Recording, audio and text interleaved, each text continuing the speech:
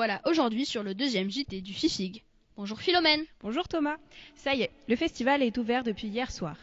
Les festivités ont débuté avec le cercle celtique de l'île de Groix, puis avec une batucada explosive. À 22h, la projection de Véronique Canor a commencé et à 23h, le concert de Liana Neve a pris la relève. Nous avons recueilli les avis des festivaliers. Nous vous laissons avec nos reporters Ornella et Joséphine. Ici, c'est le journal du FIFIG. Bonjour, qu'avez-vous pensé du film Bonjour. Écoutez, j'ai été très touchée par cette projection hier sur cette maison. La première chose qui m'a frappée, c'est la forme en fait. J'ai trouvé ça très intéressant, cette projection sur la maison et cette double projection, puisqu'il y avait à la fois sur la maison et puis en dessous, sur le quai. J'ai trouvé ça très intéressant. Et ensuite, en termes de contenu, c'est une projection qui m'a énormément touchée. Je connais la Martinique et j'ai trouvé que c'était une vision très intéressante, à la fois sur la solitude, sur l'amour, sur l'indépendance.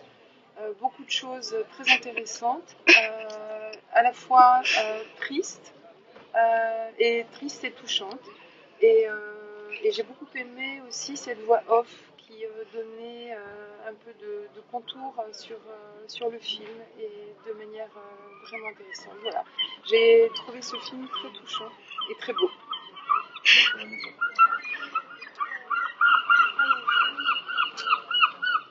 Voilà. Merci. Je vous en prie. Bonjour, ici c'est le journal du FIFIG. Qu'avez-vous pensé du film hier? Ce qui m'a surtout marqué, c'est la poésie du texte qu'on a entendu. J'ai été plus marquée parce que je l'ai entendu que parce que je l'ai regardé. J'étais plus attirée par le son, par la voix de cette personne qui disait le texte en même temps que le film se déroulait. C'était assez hypnotique finalement. Et c'était un texte extrêmement poétique. Il fallait être très en forme pour l'écouter parce que c'était là. Il y a plein d'images que moi je suis pas capable de créer toute seule. C'est ça que j'ai bien aimé, ça m'a bien étonné. D'accord, merci. Bonjour, ici c'est le journal du FIFIG. Qu'avez-vous pensé du film hier? J'ai trouvé que c'était très dur, des choses qu'on sait, soit des choses qu'on connaît, mais qui ne sont pas forcément connues au nord du monde. J'ai trouvé qu'il y avait beaucoup de mots très durs, des situations très difficiles. Et voilà, quoi, il y avait un peu de poésie, il y avait beaucoup de mots chocs. J'ai appris pas mal de choses. Merci beaucoup. La bonne humeur était au rendez-vous. Le festival n'est rien sans les bénévoles. Nous avons décidé aujourd'hui d'interviewer Marion. Bonjour Marion. Vous êtes bénévole et chef d'équipe cette année pour le festival. Mais plus précisément, quel est votre rôle ? Je m'occupe de la signalétique et du décor. Donc c'est indiquer les salles de projection, la billetterie, un peu tout ce qui se passe sur le site. Et du décor, donc de faire continuer le voyage en fait après les films sur le site de Porlet. Et quels ont été les principaux chantiers ? Cette année, on a repeint beaucoup de murs en extérieur parce que le site était un petit peu abîmé. On a aussi fait beaucoup de mobilier pour que les festivaliers puissent s'asseoir tranquillement. Et puis on a fait aussi plein de petites décorations que les gens voient pas forcément. Et on a aussi un très très gros chantier qui a été le bateau pirate qui est dans la cour à côté de l'usine, qui a été fait avec l'aide de nos amis Groisillon. Quels sont les matériaux que vous utilisez pour construire les décors ? On utilise principalement de la palette parce qu'on est un petit festival malgré tout et le budget de la décoration n'est pas énorme. Donc on récupère des palettes qui nous sont données et puis beaucoup de peinture. Pareil qu'on récupère de ci de là. Et puis on a un petit peu fait des banderoles en tissu, ce genre de choses. Mais beaucoup de bois. D'accord. Et quel était l'effectif de votre équipe ?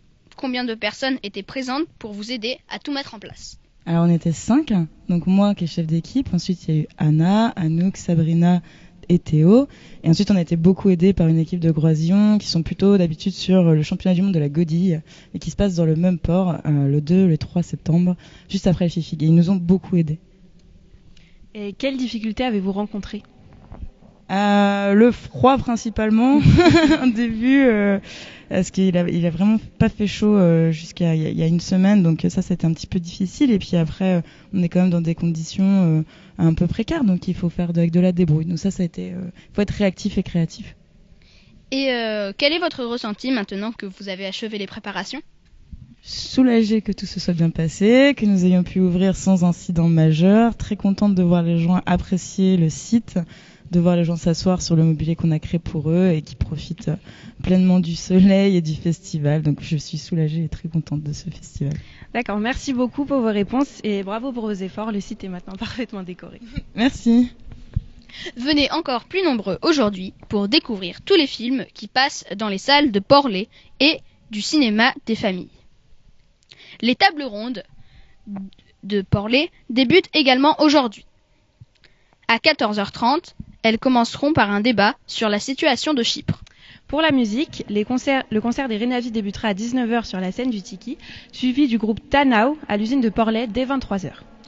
Demain, les projections continuent avec une table ronde sur la crise antillaise. Plus d'informations, rendez-vous sur notre site internet. Merci et à bientôt pour un nouveau numéro du JT. Nous remercions l'équipe du journal, Ornella, Joséphine, Pascal, Eric. Merci Thomas. Merci Philomène. Et à demain.